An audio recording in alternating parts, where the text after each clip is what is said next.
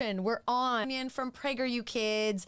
I missed you last week. We do our weekly updates here. I have Scott and Taylor. Wave. Hey guys. What's and up? We have, who do we have? What's That's the name? Will Witt, actually. It's Will Witt. He's no longer Will with Witt. us. He's Will is wearing an old-fashioned printer's hat in the spirit of our PragerU Kids Craftory episode that's up today. But I want to jump into three huge stories. As you know, we pop on here once a week from the PragerU Kids team to get into the hot topics about what's happening in education. First big headline from the Daily Caller. Scott's going to pull it up, right? Oh my goodness. I'm doing 12 things at once today. It's very different for me today. Okay, here's the headline. You're doing a great job so far. Am I so far? 10 seconds in. Yep. Fabulous. Huge headline that, I've gotten to a point now, and anyone who follows me on Twitter now, it's like we get enraged as parents, but now when I retweet things or share information, I've gotten to a point where I put like the upside down smiley face or the clown emoji because everything is so insane and ridiculous. And this headline is an example of that. Loudoun County forces parents to sign NDA-Style form to view CRT-inspired curriculum. Why am I laughing? Because this is tragic. I'm a parent. All of you parents who are watching, grandparents, even teachers that are watching who are members of our PragerU Kids Prep membership group. Imagine you want to see what your child is learning in school, and the district gives you something that you are required to sign to even view this. Isn't that disturbing? And isn't that disappointing and just confusing straight up, but isn't it confusing? Let's read this loud. And I'm going to try and highlight at the same time. I told Taylor this morning, I can't even walk and chew gum at the same time, but we're going to try this. Loudon County. Oh, look at me. Oh, I left it. How do I get back? I think you got to swipe with two fingers. Oh, for heaven's sakes. You Scott, guys, you can help her out. Scott, help me out. Here's the gist of it. I told you not to put me on technical things. I warned these guys. You just made a sudden gesture. I warned these guys. There we go. Thank you, Scott. Anyone watching, I hope you're entertained. Here we go. I'm not going to highlight anything. You guys can read it, okay? Hey, a lot of PragerU Kids parents probably sympathize with you right now. Yes, they do. Are there any comments from the parents saying, it's okay, Jill, don't worry, I do the same thing? Don't they're answer coming that. in, yeah. Okay, listen. Loudoun County Public Schools is requiring parents to sign a form comparable to a non-disclosure agreement to view a portion of the district's new curriculum inspired by critical race theory, according to the documents reviewed by the Daily Caller. This article is on the Daily Caller, and I do encourage you to take a look at it just so we can all be informed, right? So as part of this district's equity agenda, and Amala, I miss her today more than ever, but she's out saving the world on a whole other plane. Amala has always told us, we discuss the difference between equity and equality of opportunity. Equity essentially cuts students off at the knees in an effort to make every single person equal and the same. Equity does not honor equality, nor does it honor equality of opportunity. So every time we see the word equity in our education system, the alarm shall sound. So as part of the district's equity agenda, they spent about $7,000, almost $8,000 to become a licensed user of Second Step programs, which is part of a left-leaning nonprofit organization, Committee for Children. All of these words sound so great, but we're smarter than this, right? So according to the copy of the NDA-Style form reviewed by the Daily Caller, eligible parents at LCPS, Loudoun County Public Schools, must sign the document to view the Second Step curriculum. These things can only be viewed in person. You cannot download, you cannot photograph, you cannot record in any matter whatsoever. You can't download the files. If I'm a parent and maybe there's another parent who is not able to go view the curriculum and they say, can you take a picture of the thing so that I'm informed? I would not be able to take a picture of the curriculum to show for proof, maybe at a school board meeting or such, of, how compromised some of this curriculum is. So this is a big problem. And I am becoming more and more alarmed as a parent, seeing these types of restrictions put upon us parents and educators, because we do have the right to be informed about what our children are being served in the classroom essentially without our consent.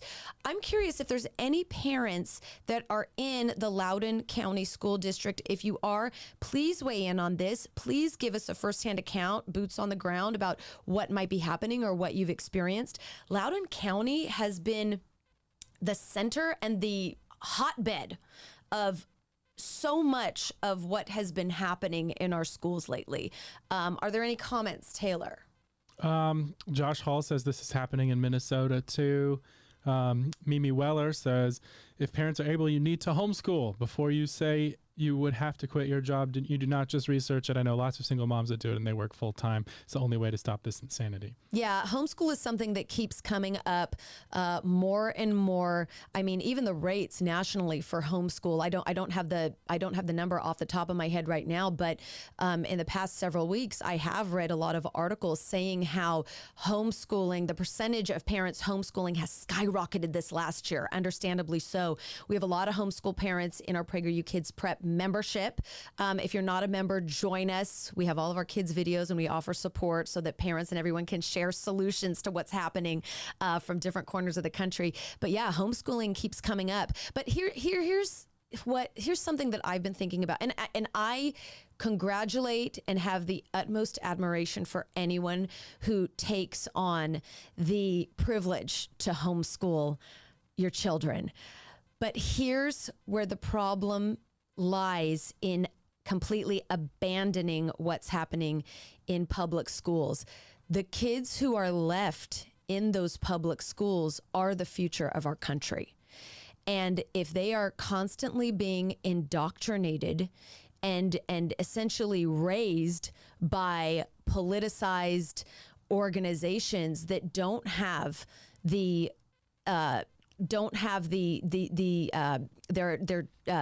truthful education as their motivation, those kids, our country will be gone. Yeah, it's like the first step in the front lines of the battle is to inoculate your kids against this and make sure that you're doing everything you can to be a positive influence in their education and make sure they're not being indoctrinated. The second step is to take back the school system and really fight for the soul of our nation, because that's where we can't just say, oh, well, I got my kids out, and so, you know, the indoctrinators can have the rest of the kids in the country. It's coming for you too eventually if we give up the entire education system. It's true. And I, in fact, today am in a very emotional challenge as a parent.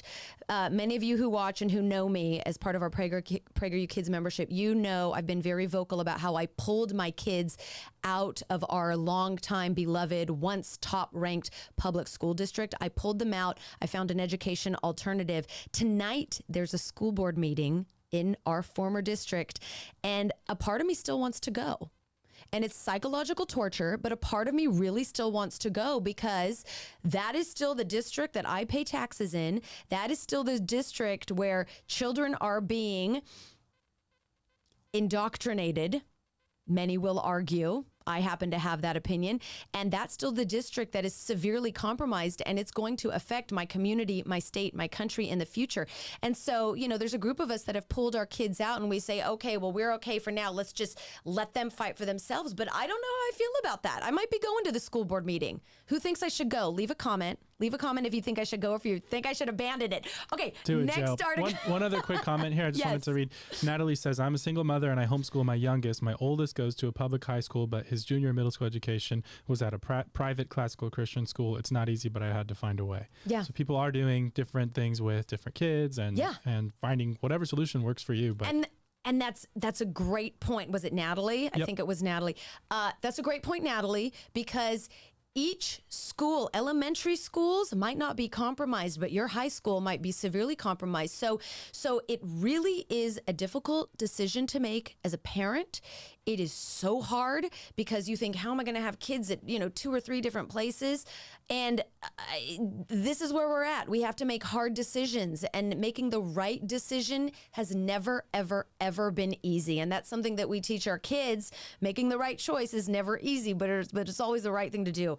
And there's a million comments telling you to go to the school board meeting. What? So, really? Yeah, everyone's really pumped on it. You guys, here's the thing. It is psychological torture. Taylor, you guys, Scott and Taylor don't know yet. It is psychological torture to attend the school board meetings where my former school district was. I believe it. I've seen enough of the videos. Psychological torture. Yeah.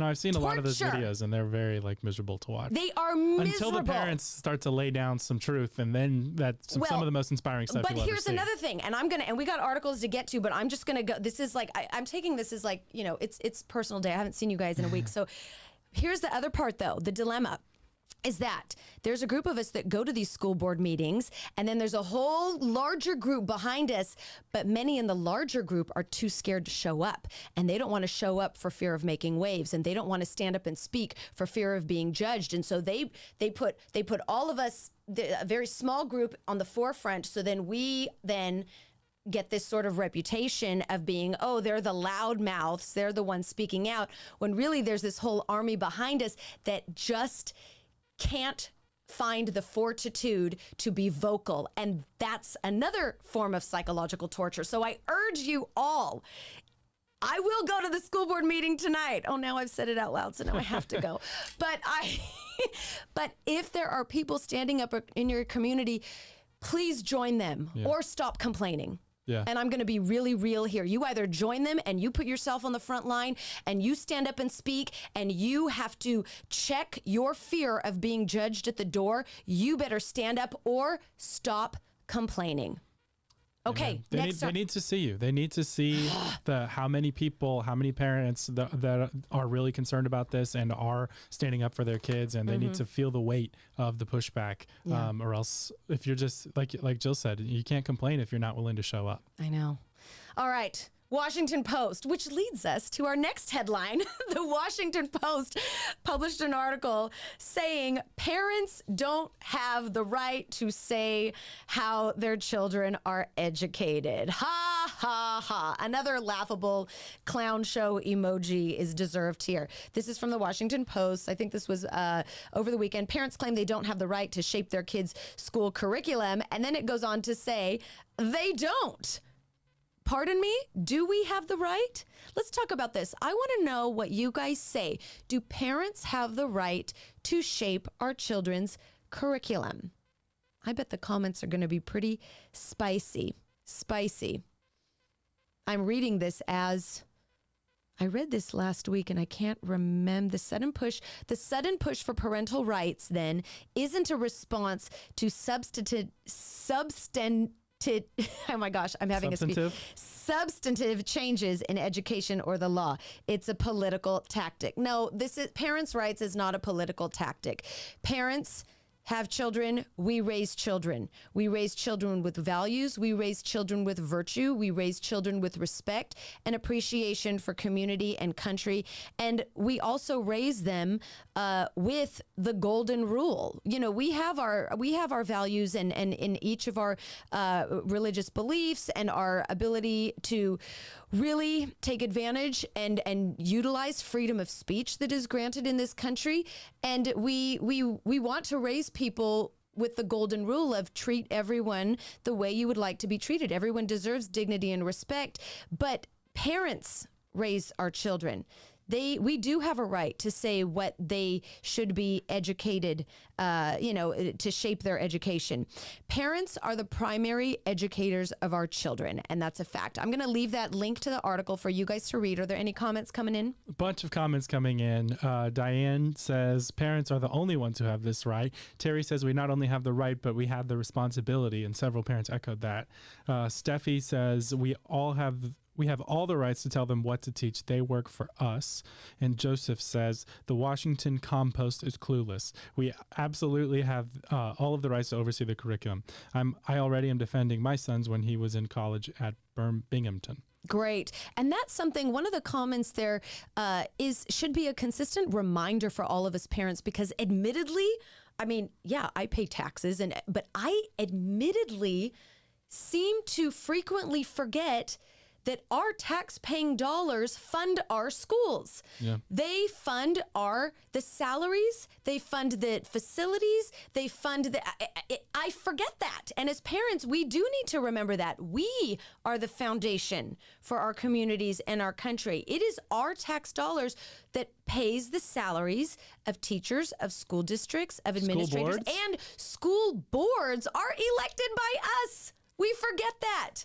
They sit there behind their table on the stage saying, oh, we represent the people, and then they don't want to hear anything that you have to say when you go up to speak. They represent us. We need to remember that. We, the people, there's a reason why our preamble says, we the people of the United States of America. That's something that us parents forget. So go ahead. The link to that article is in the description. Yes. And we're going to end on some good news today. Whew, thank God. It was a little, this live was a little off the rails because, you know, we had a bunch of different articles and there's a lot of things happening at the office today. And so, you know, we just sort of flew in here and then they said, oh, by the way, Jill, Amala's not here. And I said, what? No, I need Amala. So anyways, good news. Christopher Rufo is our man, always, on the front lines of fighting critical race theory in corporations and in schools. And he tweeted, one of his famously viral tweets about how, I'm on the wrong article here, how we have another big win because the National School Board Association apologized for its letter labeling parent protests at school board meetings as domestic terrorism. Round of applause. So, Christopher Rufo writes, the National School Boards, should I go to the thing? Yeah, we've got on your handy dandy computer. This is where they say, Jill, you have to click the computer. And there we go. We got it. There we go. My now goodness. Everyone can see what you're referring to. Y'all are seeing the real me. It's a little terrifying. Okay, another big win. National School Boards Association's gambit to label parents' protests as domestic terrorism has collapsed. First, when the NSBA and Department of Justice letters came out, we knew that they were going to frame the narrative on social media saying parents are domestic terrorists. It felt like they wanted to curb our freedom of speech. It felt like it was an intimidation tactic. Christopher Rufo tweeted about this, and it did about 14 million impressions, and it sparked a week-long media cycle that really exploited the reckless language that was in that NSBA letter. So what happened was a whole bunch of grassroots organizations rose up in the name of freedom of speech, Parents Defending Education. They enacted the Freedom of Information Act to uncover that the Attorney General Garland's son-in-law was benefiting from critical race theory consulting and that the NSBA and Department of Justice had been secretly colluding about how to squash free speech. And it was, as Christopher Rufo pointed out, double corruption. There was outrage. Inspired Parents doubled down. No Left Turn in Education, the group No Left Turn in Education and the group Fight for Schools rallied parents to peacefully protest. Peaceful protest is part of our First Amendment. There's nothing wrong or damaging about peaceful protest, and they really got this reversed. And many, I think it was 20 state associations were revolting against the National School Board Association. So 20 different state school board associations were saying we don't want to have any part of the National School Board Association anymore. So this was a win. This was a win for parents. And it is encouraging to see what happens when people really do gather together and really team up together. And as parents and teachers who believe in the foundations of our country, we can do this. And there, it feels like many times that hope is lost, but hope is not lost. Which is why I have the First Amendment hat on. Who is this, Will? Will Witt. Sure. Witt. Will Witt. Okay. Until he comes back in the flesh. Until he comes back. Will is gone. Amal is gone. They're out saving the world. But I wanted to pop on here to say hi to all of you parents, educators. Remind you that we do have PragerU Kids and our prep membership for all of us who want to save our country through our schools, through the education of our children. Keep staying informed with all of these disappointing and incendiary headlines that we continue to see. But remember to keep your hope alive because we're not alone. And teach your children what this country was founded on. So our PragerU Kids videos that are brand new this week are, I'm pointing to our First Amendment printer's hat. Craftory is the name of the episode. I host it. I am a teacher of sorts, and we make a really fun newspaper hat, and the kids get a history lesson about printing presses and the First Amendment and what the First Amendment means to our country and how important the First Amendment is. So there's no skeletons in that episode. There's no skeletons in the episode. We shot it a few months ago, but yeah, your kids will learn all about the First Amendment, and it's probably one of the most important lessons that they can learn right now. So check out our latest episode of Craftory. It's up on our website, prageru.com/kids. We also have a Leo and Layla episode about Benjamin Franklin, which is super fun. Click on that with your kids and have them watch. And then I also want to show you something that I'm probably not supposed to show yet, but I will. Anyways, it is our brand new, today is Veterans Day Otto's Tales book for kindergarten through second grade. Technically, it's not available for purchase yet, but in a few days, it will be available for purchase. And it's a really broad, heartwarming tale about a young Dennis and puppy Otto who travel through the different branches of our military and really learn what it means to honor our military ahead of Veterans Day. Of course, we always peg Veterans Day to honor our military, but we really do need to have gratitude and thank them every single day, because without them, how would our freedom be protected? So all good stuff for our kids. It's also an education for myself as a parent. It will be an education for you as well to fill in the gaps of different, times in history and figures in history that maybe we missed in our own education. So any other comments or questions? There was Before a couple about the NSBA's apology that people are saying they're backpedaling just because of the backlash they're getting from parents. The apologies is phony as their association get out of the business of indoctrination and get back to the business of education. Simple. I agree. And I'm not going to dispute the feeling that it might feel like a fake apology to some. I will not dispute that. However, it's still a win. Yeah, the point is, or the win is that the pushback amounted to that they retreated and they went back on the way that they characterized parents as terrorists. And so it shows that when we make a stink about it, as Chris Rufo did online and as parents did in person, that they reversed course and they changed their language and they were forced to issue an apology. And yeah, they probably did it begrudgingly, but their hand was forced because of the backlash. And so it goes to show that your backlash does make a difference. I'll take an apology. I definitely will take an apology. And the weirdest part about all of this, even for me on a very personal level, is that most of us are not the kind of people who want to force people to apologize. We're not used to going against the law, or not even say no one's going against the law, but we're not used to going against authority.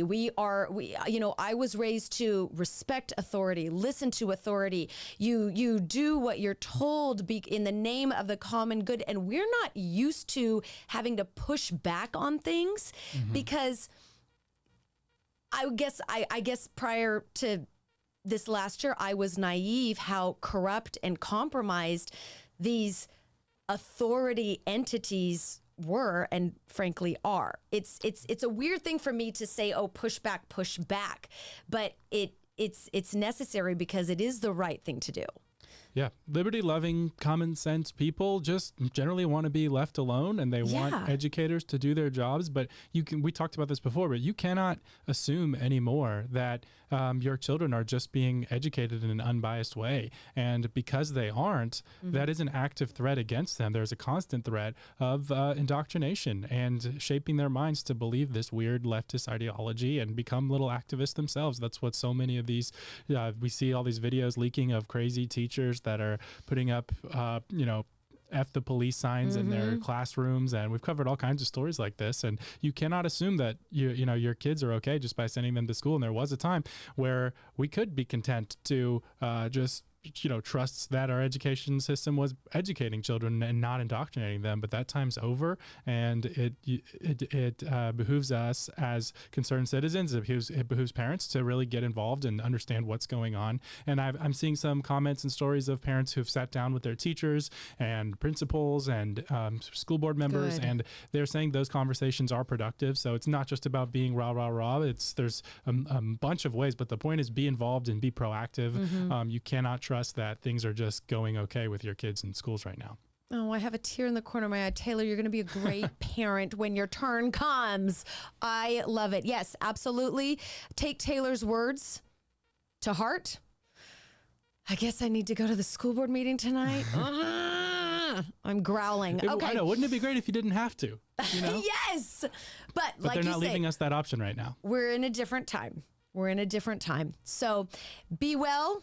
Stay strong, be brave. Visit us at PragerU.com/kids. Join our prep membership. Enjoy all the new episodes and shows and digital magazines we have for kids, kindergarten through 12th grade. Thanks for letting me take up some space on your social media feed today with the 3 headlines. Go ahead and click on the articles just to bring yourself up to date. Because if you're not informed, then you don't know how to act. So have a good rest of the week, everyone, and be brave. Bye-bye.